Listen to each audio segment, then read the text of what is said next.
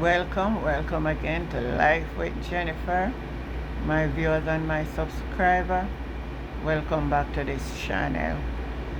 Well, my viewers and my subscriber, in this video, we'll be looking at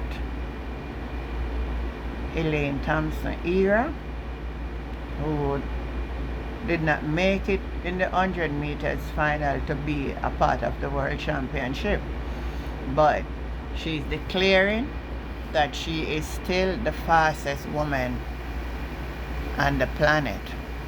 And I am going to take you into a clip to let you hear exactly what Elaine Thompson Herah have to say. You can leave your views and your comments. You look good. You're sprinting, looking nice and smooth. How are you feeling? I'm fine. Talk to us about your preparation here in Budapest since you've got here. Technical workouts you've been doing. The weather is beautiful, I must say that. Preparation is going good so far. The fact that after national trials I had to take 2 weeks based on the doctor's decision on my foot. So being back in practice in spite, feeling good afternoon. The setback you had where I heard that you had to take a couple of weeks off or so. How are the injuries or the activities and so on? It's going good thus far. I can't complain. I don't really I don't like to talk about the Achilles injury because it's an injury that pops in when it's ready, and honestly I just wanted to maintain for the rest of the season and to, give it energy to go out there to bring the team to qualify for the finals for the 4x1. So at this moment, I wouldn't say it's 100%, but I am working on it just to stay healthy for the rest of the season and to, looking forward for the upcoming races that I have for the season. I noticed you've been working out under the guidance of Shaniki Osborne, since recently. Tell me about this coaching arrangement. Well, pretty much as a pro athlete, you're going to make addition and adjustment for improvement, and I think having her being a part of my squad will help me prepare for the future and for the upcoming Olympics and championships to come. What prompted you to make this coaching change at this stage?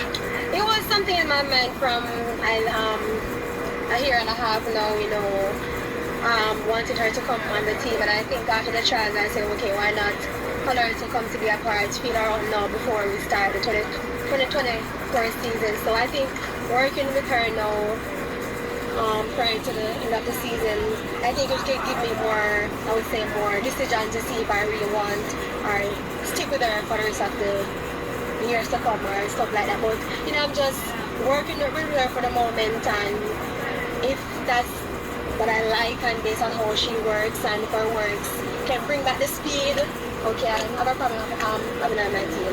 How has it been working with her? You would have known her from the MPT days back. She's cool. She is a person know what she's looking for and based on what we discuss and talk about stuff that bothers my injury, we're trying to prevent doing stuff that work it up or act it up. So, a team makes the dream work, and I'm looking for somebody to, help me to be back where I was, and I think making adjustments, and having the right mindset, and she knows me like for years now, so working with her so I can be, so I know she will help me to get me back where I was before. So your husband no longer plays a coaching role? He's still a part of the team, of course. We will never let him out.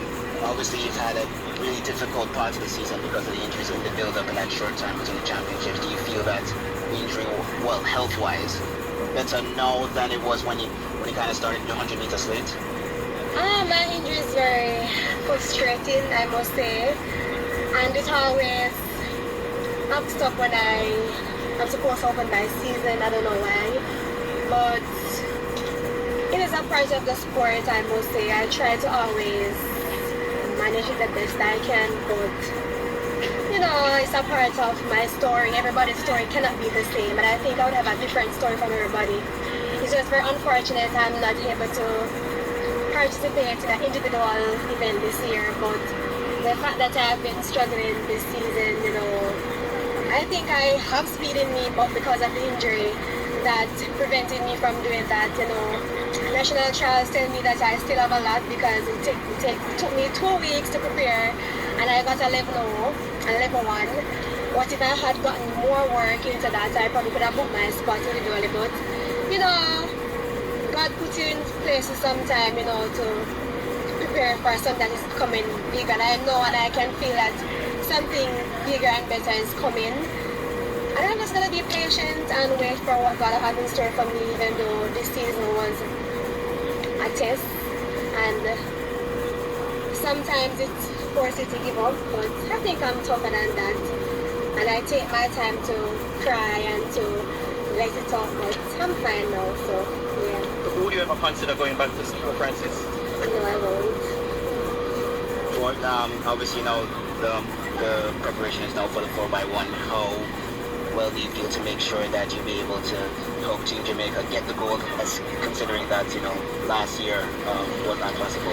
First and foremost, I will never jeopardize my team. If I know I'm not fit, I will not be here, and I'm happy that I was selected on the squad to help my team to qualify for the 4x1, and I know we can win that goal, so my duty is to help them qualify, and that's why I'm here. You're such a veteran at this level now. Do you give advice to the younger athletes, or do they come to you for such things? Yeah, they do. I get DMs all the time, and this sport is a very tough one. It is called sports. It's not a failing sport, because if you are not pushing your body, if you're not working hard, you will not feel pain, you will not have nothing to work on. And I know people might think that because you don't do well, you fail. It's not failing, it's sports. And for me, I think I learn every year, and I learn more about my body, because sometimes listen to your body, you do breaks down, it give you signs when to back off and when to sit. And I think this season will help me to prepare next year for Paris. I don't know if that's what he wanted, but I just take it, and sometimes I cry, sometimes I laugh based on the thoughts that I have in my track career. It's up and it's down, it's not on an even surface. But I don't question God. I do sometimes, I'll be honest. I question him, but I have him why me. But nevertheless, I think when you're a true champion, you're not going to have everything sum up the way you want it. And if I was a winning person, maybe I would be very bored. I don't have anything to work on. I'm probably thinking of retiring. But the fact that I have so much hurdles and obstacles to fight, I will keep on fighting, because I do believe I'm the greatest female sprinter of all time. And until it's proven, yeah, I can repeat whatever I have done before. So I'm just working on myself and trying to come back into the shape that I am. I know most persons might be worried that Elaine is done and stuff like that, but it is sports, you have injuries, and when you have an injury that is lingering and it never fixed, it's going to bother you forever.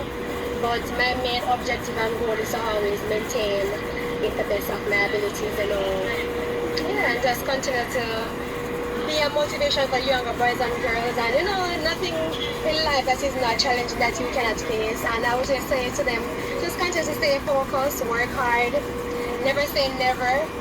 Never let anybody tell that you cannot or you cannot do this, because trust me, Rome never been in one day, you know. And people might seem that track and field is an easy sport. Is not, because you prepare your body for, I would say, 8 months for a championship. You have diamond leagues, you have development meets, and those meets help you to be a world champion or Olympic champion, not just by champs race in March or April. So it's a long stretch, and I use my key word is always to believe, because if I tell myself I'm going to break the world record, I don't want to believe you. I have to start within myself.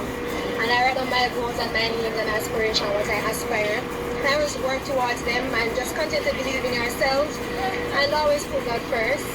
And if you have people around you that supports you and keep you on a positive level, just have them in your corners, because sometimes you're down and there's people to bring you back up. And I have a lot of person around me that keeps me going, my husband of course. So thanks to all my loving fans and friends and supporters for the kind words, and you know, to keep lifting me up, and that's why I'm here.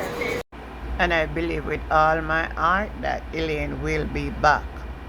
She will be back, and she will be faster.